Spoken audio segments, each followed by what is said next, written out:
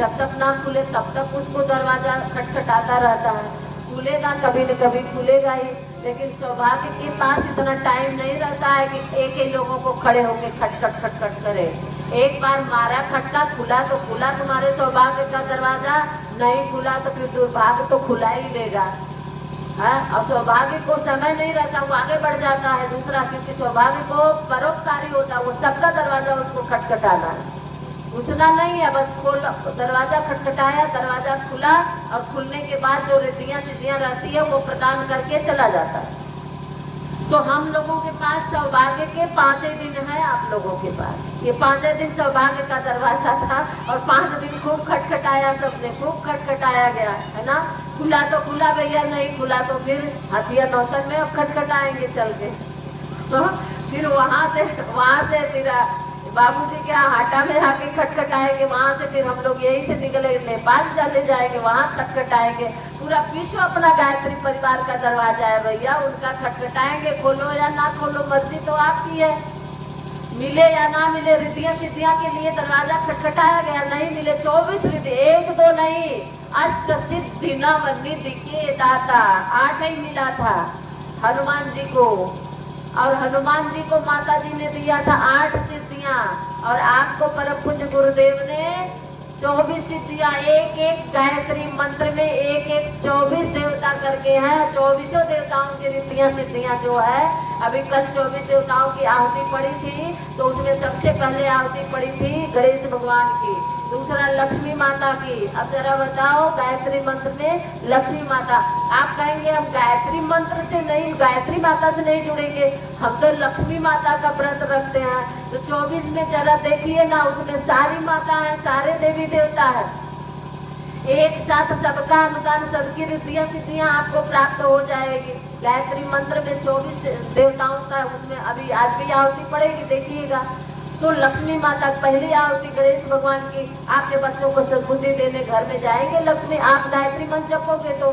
और दूसरी है लक्ष्मी माता की, वो भी जो भी उनके पास है धन की टोकरी, वो भी लेकर के आपके जाएगी, तो खाली हाथ थोड़ी जाएगी। हाँ, आपकी नानी मौसी आती है तो खाली हाथ नहीं आती है, लक्ष्मी माता खाली हाथ जाएगी क्या? वो भी तो कुछ ले ही तो जाएगी। तो सभी रिद्धियां सिद्धियां लेकर के आपके घर में जाने के लिए ये 24 रिद्धियां सिद्धियां का दरवाजा खटखटाया गया। एक छोटा सा आख्यान देते हुए हम चलेंगे दीक्षा की तरफ, क्योंकि अब इससे ज्यादा समय नहीं, बस एक छोटा सा और दे दे ताकि हमको भी संतुष्टि हो जाए और आप लोगों को भी जो हो वही हो। एक महात्मा जी, एक संत जो है रिद्धि सिद्धि प्रदान करने वाले पहुंचे हुए संत थे। तो उनके पास जो शिष्य थे, उनमें से उन्होंने कुछ शिष्यों को जिज्ञासा थी कि गुरुदेव हमको अपनी शक्ति प्रदान करें, अपनी कुछ हम लोगों को रिद्धि सिद्धि प्रदान करें, कुछ हम लोगों को वो शक्ति प्रदान करें। तो उन्होंने कहा ठीक है बच्चों, मैं प्रदान करूंगा, लेकिन उसमें एक शर्त है। क्या? तो वो बोले कि मैं आंख बंद करके बैठूंगा और रात में मैं आंख बंद करके बैठूंगा और फिर मैं एक एक करके नाम बुलाऊंगा, और मुझे जितने बच्चे लेने चाहते हो उन्हें अपना नाम बता दो। तो वो महाराज जी को अपना नाम 10 बच्चे बता दिए। अब 10 बच्चों का नाम जो है महाराज जी ले करके और रात में आंख बंद के बोले, आएगा जो नाम बोलूंगा आएगा, और मैं अपने मुख से वो आके बैठेगा सामने, मैं अपने मुख से वो शब्द वो शक्ति प्रदान करूंगा और वो उसे सुनेगा और धारण करेगा। बात बड़ी अच्छी लगी, कोई बात नहीं, बाबा जिसका नाम बुलाएंगे वो जाके सामने बैठ जाएगा और बाबा जो बोलेंगे उसको सुनेगा, उसको मिल जाएगी, याद कर लेगा। बात शुरू हुई, रात हुई, सारे शिष्य सो गए, लेकिन जिनका जिनका नाम था जो लेना चाह रहे थे उनका नाम बाबा बुलाना शुरू किए। अब सारे शिष्य सोए हैं और बाबा रात में बुलाना शुरू किए। तो सबसे पहले नाम बुलाए शिवम। अब शिवम तो भाई जाग रहा था, लेना था उसको। अब शिवम आया और दौड़ के बाबा के जैसा बताया गया था कि आंख नहीं खुलेगी, सामने बैठ गया और बाबा शिवम बुलाए। बुलाने के 1 मिनट बाद अपनी शक्ति प्रदान करना शब्दों से शुरू किए। अपने शब्दों से उन्होंने जो जो मंत्र बोला वो सारे मंत्र शिवम सुने और सुन करके चले गए। बाबा की आंखें बंद, मुंह बंद। अब इसके बाद दूसरा नाम बाबा बुलाए, राम। अब राम तो सो गया था, जैसे आप लोग सो रहे हैं। राम सो गया था, नहीं सुना। लेकिन शिवम तो अभी अभी गया था ना, वो तो सोया नहीं था। तो अब राम को क्या, राम सो गया, बाबा को क्या पता कि राम को बुला रहे हैं तो श्याम आ रहा है। और बाबा बुलाए राम, और राम तो आया नहीं, राम सो गया था। फिर से आ गया श्याम, शिवम।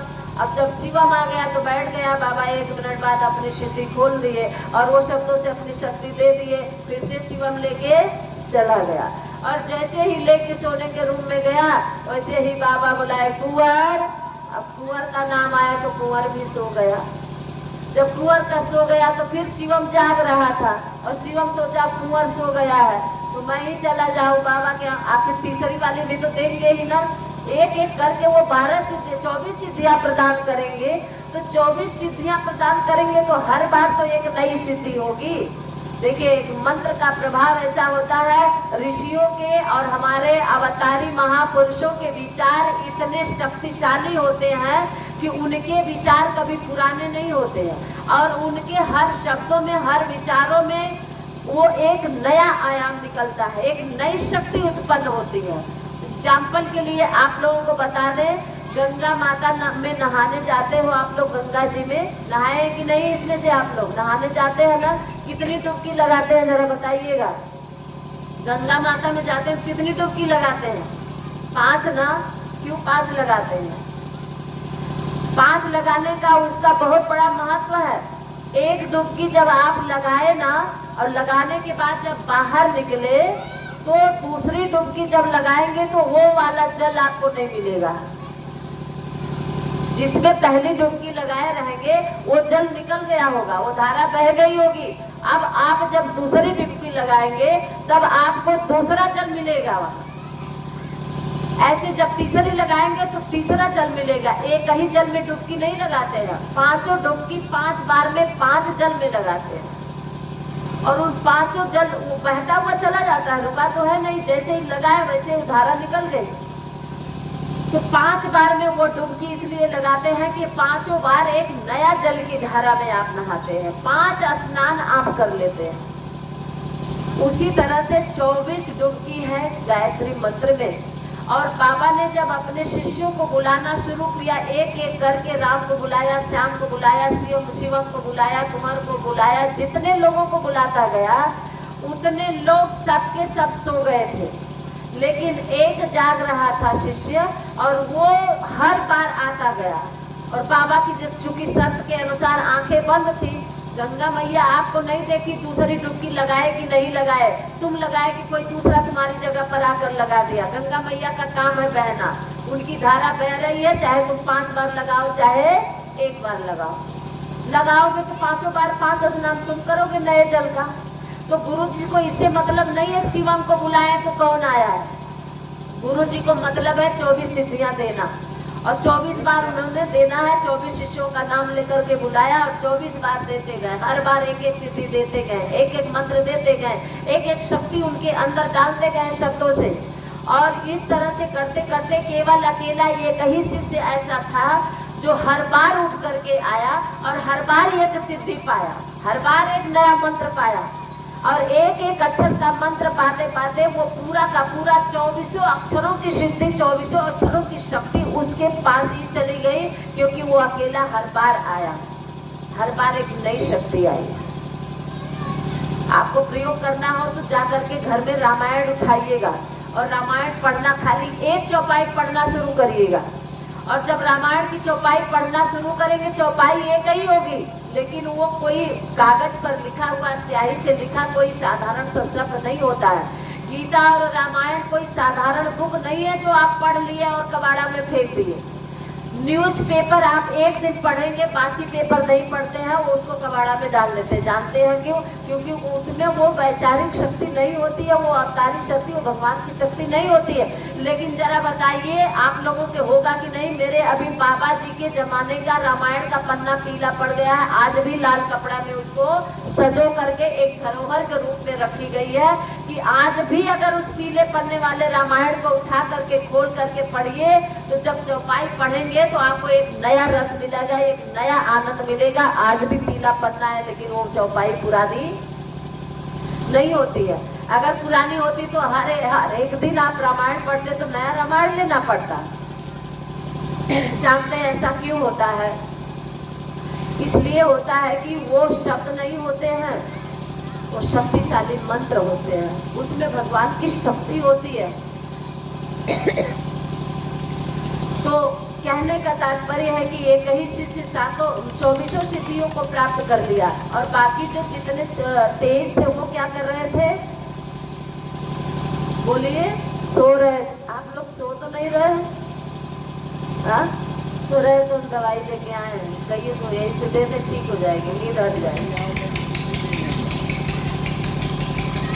तो वो 24 सिद्धियां प्राप्त हो गई उस शिष्य को और बाकी के 23 सोए रह गए। अब जरा बताइए वो 23 कौन है और वो एक कौन है? आपके डुमरी सवांगी पट्टी में बस एक ही जो ये अभियान रचाया, नाम तो नहीं मालूम मुझको, उनका आयोजक कौन है यहाँ? हाँ, नहीं सुनाई? कौन? पटेल? मोरध्वज। वाह, बड़ा सुंदर नाम है। वाह, क्या नाम है बताइए? मोरध्वज पटेल। अकेले इतने जागे, इतने जागे, इतने जागे और सब आप 23 को जगाने के लिए ये अभियान रचाया। जब 23 को जगाया है, चलो चलो सिद्धियां तुम भी ले लो, गायत्री मंत्र तुम भी ले लो, लेकिन वो 23 है कि सोए के ही सोए रह गए। लेकिन ऐसी बात नहीं है। आप जो भाई हमारे जागे हैं ना, जो माताएं जागी हैं, जो भाई जागे हैं, इनको नमन वंदन करते हुए आइए दीक्षा की तरफ चलते हैं। अगर इनमें से 23 में से किसी का जागने का विचार हो तो जाग जाइए, अभी टाइम है, अभी शुरू नहीं हुआ है। आइए, पाना है तो आ जाइए, नहीं तो अकेले अकेले श्याम लेके चला जाएगा। बहुत बहुत धन्यवाद, आशीर्वाद आप सभी लोगों को। व्यासपीठ से जो दीक्षा लेने के लिए बैठे हैं उनको भी नमन बंदन। आज आप अपने जीवन की डोर को परम पूज्य गुरुदेव के शरण में, उनके चरण में सौंपने जा रहे हैं। अज्ञान की जंजीर को हम तोड़ने चले हैं, नाता अपने सदगुरु से जोड़ने चले हैं। गगन चढ़ाई रज पवन प्रसंगा। जब हम महान के साथ जुड़ते हैं तो महान बन जाते हैं। आज महान गुरु के साथ जुड़ने जाते हैं, आपकी महानता है। आइए हम सभी, मंत्र यहाँ से बोला जाएगा और दीक्षा की तैयारी। हमारे उपाचार्य भाई पूजा की थाली